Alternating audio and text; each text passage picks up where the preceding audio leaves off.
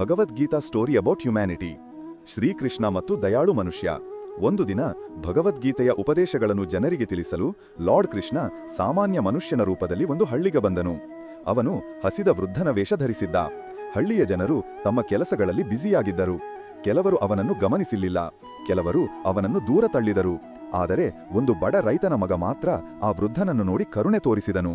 ಅವನ ಬಳಿ ಹೆಚ್ಚು ಆಹಾರ ಇರಲಿಲ್ಲ, ಆದರೂ ತನ್ನ ಊಟದ ಅರ್ಧ ಭಾಗವನ್ನು ವೃದ್ಧನಿಗೆ ಕೊಟ್ಟನು. ಆ ಬಾಲಕ ಹೇಳಿದ, ನನ್ನ ಬಳಿ ಹೆಚ್ಚು ಏನೂ ಇಲ್ಲ, ಆದರೆ ನೀವು ಹಸಿದಿರಬಾರದು. ಆ ಮಾತು ಕೇಳಿ ವೃದ್ಧನ ಕಣ್ಣಲ್ಲಿ ಸಂತೋಷ ಮೂಡಿತು. ಆ ಕ್ಷಣದಲ್ಲಿ ವೃದ್ಧನು ತನ್ನ ನಿಜವಾದ ರೂಪವಾದ ಶ್ರೀಕೃಷ್ಣನ ರೂಪ ತೋರಿಸಿದನು. ಬಾಲಕ ಬೆಚ್ಚು ಬಿದ್ದನು. ಶ್ರೀಕೃಷ್ಣನು ನಗುತ್ತಾ ಹೇಳಿದನು, ಮಾನವತೆಗೆ ಮಾಡಿದ ಸೇವೆಯೇ ದೇವರಿಗೆ ಮಾಡಿದ ಪೂಜೆ. ಮತ್ತೆ ಅವನು ಭಗವದ್ಗೀತೆಯ ಒಂದು ಮಹತ್ವದ ಸಂದೇಶವನ್ನು ಹೇಳಿದನು. ಯಾರು ಎಲ್ಲಾ ಜೀವಿಗಳಲ್ಲಿ ದೇವರನ್ನು ಕಾಣುತ್ತಾರೆ ಅವರು ನಿಜವಾದ ಜ್ಞಾನಿಗಳು. ಆ ದಿನದಿಂದ ಆ ಹಳ್ಳಿ ದಯೆ, ಪ್ರೀತಿ ಮತ್ತು ಸಹಾಯದ ಮಾರ್ಗದಲ್ಲಿ ನಡೆಯಲು ಆರಂಭಿಸಿತು.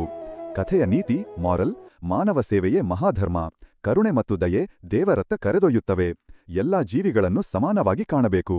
ಇದೇ ರೀತಿಯ ವಿಡಿಯೋಗಳಿಗಾಗಿ ನಮ್ಮ ಚಾನೆಲ್ ಸಬ್ಸ್ಕ್ರೈಬ್ ಮಾಡಿ. ಆದಷ್ಟು ಈ ವಿಡಿಯೋನ ಶೇರ್ ಮಾಡಿ.